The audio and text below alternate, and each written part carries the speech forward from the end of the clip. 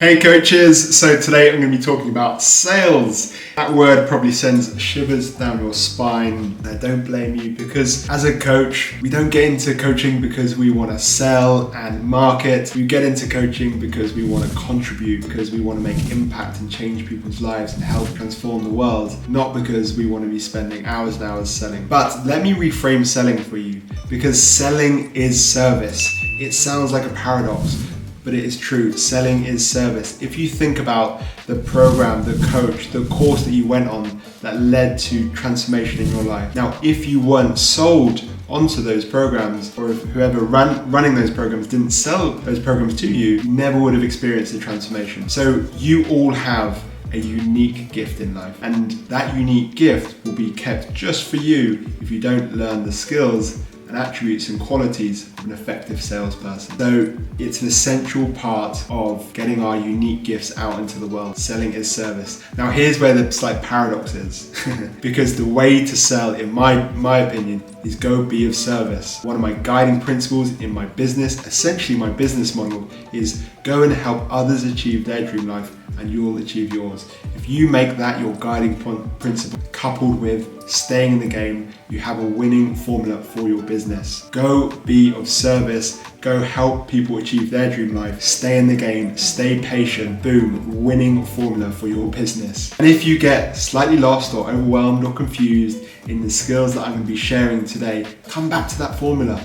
Come back, simplify things, go be of service. Go solve people's problems, because as Alex Hormozy says, goodwill compounds far quicker than revenue. Goodwill compounds far quicker than revenue. And if you go and create an extortionate amount of value and goodwill in people's lives, the law of reciprocity, that's an awful word to say, the law of reciprocity, it will come back and it will reward you plentifully.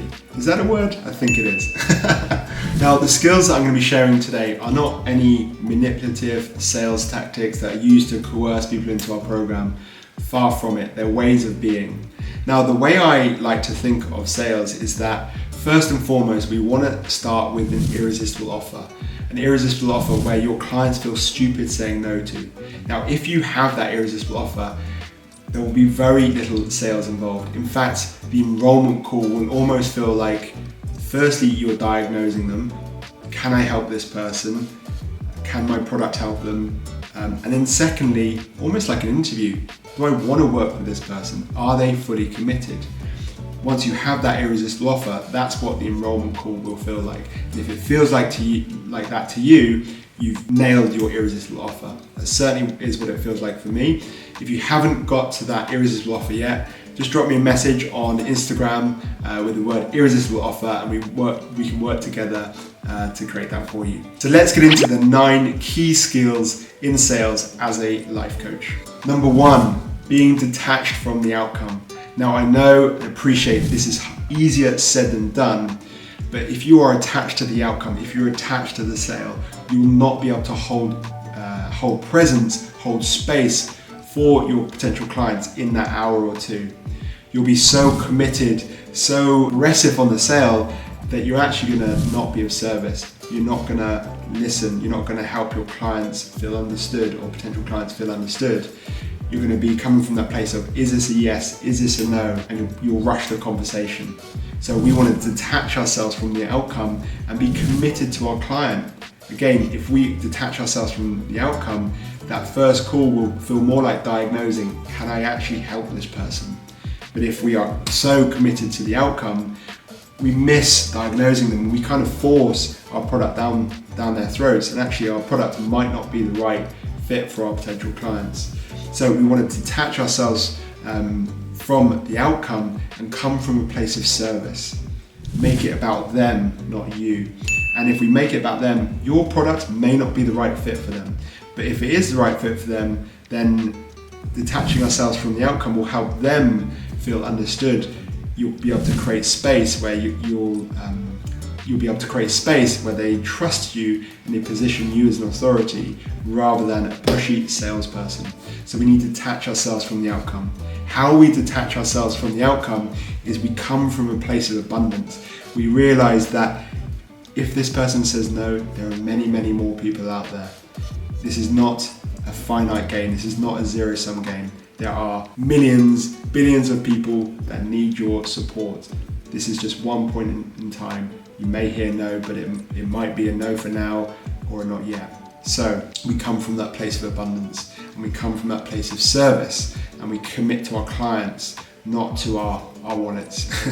So that is the first, being detached from the outcome. The second skill, which is of course an essential to coaching full stop, which is presencing and listening. Now, the goal of the enrollment call or the sales call or whatever you want to call it is to help your clients feel understood. If they feel understood and heard, and if you can then position your product as the solution to their challenges, they will automatically position you as the person of authority. They will automatically trust you. But the first step is helping them feel understood. The way we do that is we get really present with them. We create a space of trust, of non-judgment. We hold them in that space and we listen. And the golden rule of thumb there is speak for about 10 to 20% of the time. A mistake I often see coaches make in that first enrollment call, especially new coaches, is they spend the first 30-40 minutes explaining what coaching is, how it differs from therapy, from counselling, from other forms of development. But coaching can't be explained, it has to be experienced. And the way it's experienced is through creating that presence, that space of non-judgment, of trust, and listening with your whole body, listening to your intuition, leaning into those uncomfortable questions. So that is the second essential skill, is presencing and listening. The third essential skill, closely aligned, is coaching. As I said before, coaching can't be explained. Coaching has to be experienced. Now, I would caveat this to say a lot of new coaches, again, make this mistake of over-coaching in that enrollment call, trying to solve all their problems, trying to create so many aha moments, so many breakthroughs. But what that ends up doing for your potential clients is leaving them confused, overwhelmed, and full of fear of the amount of work that this is going to take. So we want to aim for that sweet spot where we give them experience of coaching, but we don't overcoach. And that sweet spot is often just listening. For most people, they have never had someone just listen. Listen without fixing, listen without trying to solve, listen without any judgment. Just listen and ask non-leading questions. That is often just enough, because what that will do, it will create awareness. Your clients will experience the power of just someone holding space for them, holding space and creating that space of trust and presence. That is the sweet spot in that first enrollment call. So that is the third skill, is coaching, holding that space, listening, asking those powerful questions, digging deeper, getting to the goal behind the goal, holding up that mirror, reflecting back what you're hearing, challenging them, but remembering the golden rule, speaking for about 20% of time in that enrollment call, really coming from that place of holding space, being present, listening, helping your clients feel understood. The fourth skill, which is closely aligned and something I've said a few times, which is diagnosing. In that first enrollment call, we can almost see ourselves like a doctor, diagnosing their challenges, creating awareness of their challenges, of their problems, of the bottlenecks. Now, just creating awareness is often enough, because what it will do, it will position you as authority. If someone comes to you and shares their challenges and you can diagnose, it builds that element of trust. It builds that element of authority. You understand them, they feel understood, and they can see how, and they can see that you know your stuff by you saying what the solutions are to their problems. So they automatically position you as the authority, someone they can trust. That is one of the goals of this enrollment call. Enrollment call is to build that trust, to build that authority. So that is the fourth essential skill, which is diagnosing. Number 5 is patience. Patience, playing the long game. If we're not patient, we will rush that conversation. We will not be of service. We will sometimes try and force our product onto our client when it may not be the right time for them. or actually they may need something else. They may need a therapist first, they may need to see a counsellor first, they may need to do breath work first, they may need something else before you, but we want to be patient. And when we are patient, we will be more committed to our clients. We will come from that place of service. Now, a lovely little story for this is that a while back, my brother went to the tyre stores to get his tyres checked. He checked all the tyres, and they said, you've probably got another 50 to 100 miles. I think it was more like 100 miles. You've probably got 100 more miles in the tyres. Yeah, come back in 100 miles and we'll do your tyres then. What that did was build so much trust in that person and in that tyre shop. Now my brother has been going back to that tyre shop for the last 10 to 15 years. That was such a key lesson for me in business. If we play the long game, it will pay us back far, far, far more than if we are just focused on the sale right there and then. If that person had focused on the sale right there and then, yes, they would have made the sale there and then, but my brother might not have come back for the next 10 years. So we want to play the long game, because our goal here isn't just creating a sale in that time, it's creating a raving fan, a client that is with us for life. And the way we do that is we stay patient and we give the client what they need in that moment. That may not be you, that may be a therapist, that may be a breathwork, but when that is you, that's when you lean in. That's when you make them aware of your offer and you make that offer. So the fifth skill, patience. Stay in the game.